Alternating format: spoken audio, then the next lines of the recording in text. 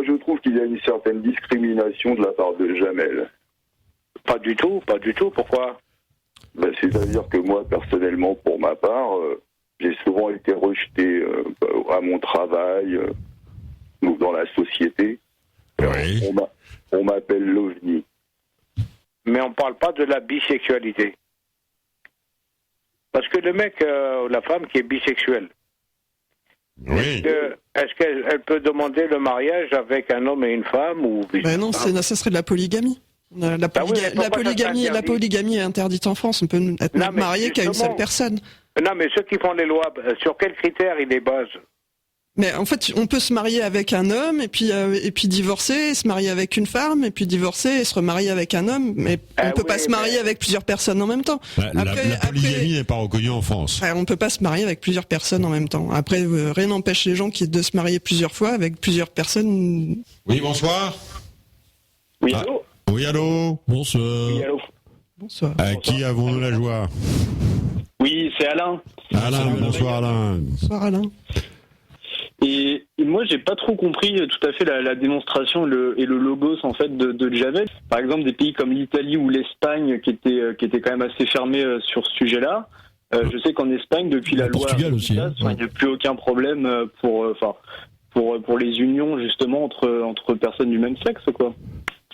On dit, il faut qu'ils divorcent pour se remarier. Pourquoi on peut aimer pourquoi est-ce qu'on peut pas aimer 2 ou 3 personnes? Parce qu'on parle du législatif, mais le législatif, il est fondé sur quoi? Je proposerai 2 questions dans le référendum. Vas-y. La première, reconnaissez-vous le mariage homosexuel? Mais est-ce que vous pourriez aussi reconnaître le mariage polygame? Et quand je dis polygame... Polygame et polyandre. Ouais. Puis, On entend plus ça Alain. permet de toucher plus d'allocations, donc c'est ce qui est normal aussi. Enfin, je veux dire, après, c'est une histoire juridique. Attendez, Où on met les limites après? Parce que, par exemple, est-ce que j'avais entendu des gens qui voulaient se marier carrément avec un arbre ou un animal domestique? Alors là, ça allait un peu loin, parce que si moi, par exemple, je me mariais avec mon chien Poupetto, ça devient... Bah oui, mais il faudrait qu'on ait son consentement. On parle. Sur l'organisme et tout le monde. Je suis un goy du Nord, donc j'ai une certaine pudeur helléno-chrétienne. Enfin, je veux dire, je ne suis pas forcément dans l'effusion sentimentale non plus, quoi. Oui. Maintenant, donc ça serait bien que ça soit supprimé tout simplement, voilà, que 2 personnes n'aient plus forcément... De supprimer quoi? De supprimer le mot mariage, de supprimer le mariage, de supprimer quoi? De supprimer le mariage, tout simplement. 2 personnes ne devraient pas être ensemble. Moi, je pense que j'ai 28 Je comprends ans. pas ton logo, ça, depuis que j'ai 18 ans, je sors pas trop de chez moi, et je vous assure que je rencontre personne. Ah bah oui. Au niveau des allocations, etc. Donc au niveau de l'État, c'est que des avantages. Oui. De quoi? D'avoir un enfant? Oui. Tu t'es pas inspiré dans ce que tu dis un peu du livre Misère du désir? Parce que j'ai l'impression de retrouver certains passages, non? Si, un petit peu. C'est un petit peu, c'est bien ce qui me semblait. Mais je l'ai lu aussi, alors moi je partage pas forcément les... Alors parle-nous de Misère du désir que je n'ai pas lu, personnellement. C'est de qui? Ça parle de quoi? Alors, auteur, je m'en souviens plus du tout, très honnêtement. Oui. Mais c'est sur tout simplement les relations qu'elles soient homosexuelles ou hétérosexuelles, et bien sûr le mariage. Donc c'est écrit dans un style un peu, c'est un logo, c'est un peu compliqué, hein. Mais disons que ça remet en cause finalement le modèle de famille helléno-chrétien traditionnel pour tendre quelque chose vers un mariage un peu plus adapté, on va dire, à la société cosmopolite. Globalisé, quoi. Oui. Bon, après, c'est peut-être pas... C'était bon, je pense que son point de vue vient de ce livre-là, à moins... c'est un livre qui fait suite, en fait, à la sociologie du dragueur, qui était en quelque sorte le tome 1, en fait. Merci de vos témoignages, et j'espère bien que... Ok. Bonsoir à vous. Au revoir. Au revoir. Au revoir. Oui, à qui ai-je la joie? C'est Jacob. Jacob, bonjour Jacob. Et l'autre personne, qui est-ce? Y a-t-il une autre personne? Allô? Oui, Jacob? Non, Jacob, c'est moi. Il y a un autre. Alors, qui est l'autre? Non, moi, c'est Eric. Bonjour Eric. Bon. Bonsoir, les Reys. Des quoi? Bonsoir quoi? Les Reys, ça veut dire les frères. C'est que je pense pouvoir épouser un homme à main nue. Sans rigoler. Très bon. Ouais. Je pratique le couple depuis maintenant 6 ans, l'homosexualité en parallèle depuis 7 ans et je pourrais. Là, je suis actuellement en couple depuis 4 ans, 1m87 pour 86 kilos. Et j'ai un amour de fou, une affection identique à mon écoute. J'ai juste à attendre qu'il me charge, l'embrasser et lui mettre des bons bisous sur la bouche. Je ne lâcherai pas et à moindre erreur, le mec est amoureux. Il y aura toujours des homophobes ici pour penser que c'est impossible. Mais rien n'est impossible avec de la volonté déjà, les amis. Et de deux, c'est pas avec les normes sociétales que les homophobes feront quoi que ce soit.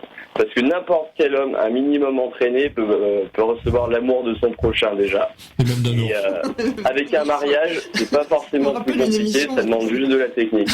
Il s'appelle Célestin et il nous écoute. Ah, Célestin, le célèbre Célestin. Je le connais bien, moi aussi, bien sûr.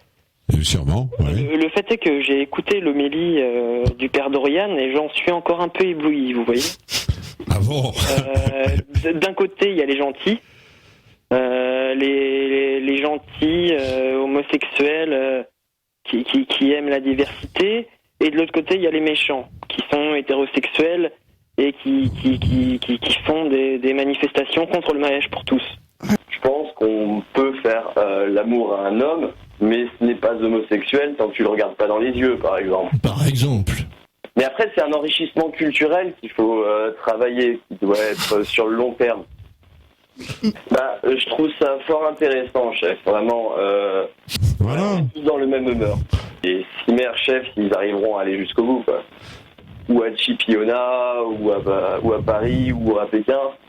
Oui, non mais le dossier se constitue, mais il se constitue prioritairement là où sociologiquement et économiquement il y a une certaine stabilité qui a été mise. Oui, je comprends.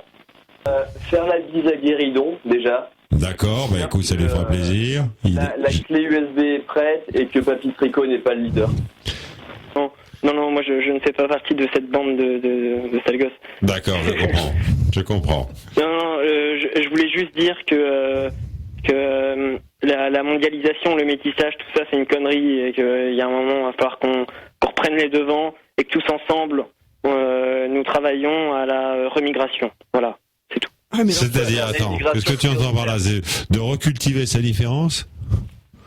De recultiver sa particularité plutôt que sa différence. C'est con, on était bien parti. Non, je parlais de remigration, mais bon, après, c'est chacun. Toi, tu veux aller où? Moi, je reste en France, et puis tout le monde rentre en Afrique. T'es sûr que t'es 100% français? Moi, je suis 100% français. De toutes les arrière-grands-parents. T'as fait des tests J'ai fait mon arbre généalogique, le plus loin, c'est la Bretagne. Donc, bon. En quelle année? En quelle année? En quelle année on est? Non, parce que franc, déjà, rien que dans français, les francs, c'était un peuple d'Allemagne, non? Jusqu'à l'an 1000. Mais bon, après chacun fait son truc. Bon, allez, merci de vos appels, en tout cas. Allez, il y a du monde à passer. Merci, bonsoir à vous. Allez, à bientôt, au revoir. Bonsoir. Allez, bonne soirée. Bonsoir. Moi, j'ai pas honte de ce que je suis, moi, je m'exprime. C'est les autres qui te regardent mal. C'est forcément le cas. Oui. C'est vraiment le cas. Souvent, très souvent. J'ai entendu certaines personnes odieuses. Mais vous êtes combien sur l'antenne, là? Il y a moi et quelqu'un d'autre, je crois. Alors, qui est le quelqu'un d'autre? Il y a Henri. Bon. Moi. C'est moi, Paul-Éric. Ah, Paul-Éric. Voilà, Paul-Éric. Bonjour, Paul-Éric. Tu appelles d'où et que veux-tu nous dire? J'appelle de Sarthe, moi. De Sarthe, d'accord. Après, je pense que tous les gens qui disent ça d'eux, en fait, c'est des cerveaux malades, quoi. C'est ces gens-là qui ont un problème, quoi. Menteur. Parisien. Ah non, je pense Parisien. Pas. Non, je pense que c'est les gens qui ont un problème, en fait, parce que après, j'ai honte d'entendre ça. J'ai honte. Mais c'est la gauche, en fait. On est passé de la rose au point à la fistinière, et puis voilà, donc c'est toujours la même chose, quoi. D'accord, très bien. Bien, moi j'aimerais juste parler justement de la différence, puis de l'acceptation justement de l'homosexualité qui se passe en Inde. Par exemple, en Inde, quand il s'agit de l'homosexualité, ils plongent les enfants dans le Gange justement pour les prévenir d'une homosexualité plus tard et pour les inciter à faire des enfants, pour la fertilité, par exemple. Pour la fertilité, ils les plongent dans le Gange. Alors, à ce moment se pose la question, je veux dire, est-ce qu'il y a effectivement quelque chose de sacré dans le Gange qui est quand même, il faut le dire, le fleuve le plus sale du monde, il faut le dire quand même. Oui, ben c'est là où on met les morts, oui, bien sûr. Voilà, voilà quand même. Et puis, voilà, il y a quand même beaucoup d'autres choses qui se mettent dedans. Enfin, c'est pas que les morts. Hein. Moi, je pense que le Gange, justement, c'est quelque chose de sacré. En Inde, par exemple, ils sont très religieux, ils sont encore extrêmement religieux, et eux, leur religion leur dit, il faut plonger les enfants dans le Gange pour les prévenir de l'homosexualité. À ce moment-là, est-ce que chez nous, ça ne peut pas nous poser une question? Est-ce qu'il ne faudrait pas faire d'une certaine manière la même chose? Est-ce qu'il ne faudrait pas revenir à une certaine religion? Est-ce qu'il ne faudrait pas... Est-ce que l'athéisme est un problème finalement? C'est ça, enfin, moi je me vois la question de ce côté-là. Le parallèle entre l'Orient et l'Occident. Est-ce que l'Orient serait devant nous, finalement, dans une certaine mondialisation, dans un certain avenir, ou est-ce que l'Occident serait devant? Quel est le peuple qui est finalement le plus en avance sur son temps? Est-ce que ce serait l'Orient ou l'Occident? Certaines organisations féministes n'hésitent pas à dire que c'est l'Orient, par exemple, ou soit faire des publicités pour Samsung d'un autre côté. Enfin, il y a des féministes qui font des publicités qui se recyclent dans la publicité d'une certaine manière. À 100% sur ces sujets. Je suis d'accord. Mais moi, ce que j'essaye de dire, c'est que le combat féministe, de la même manière que le combat communiste, d'une certaine manière, est mondial.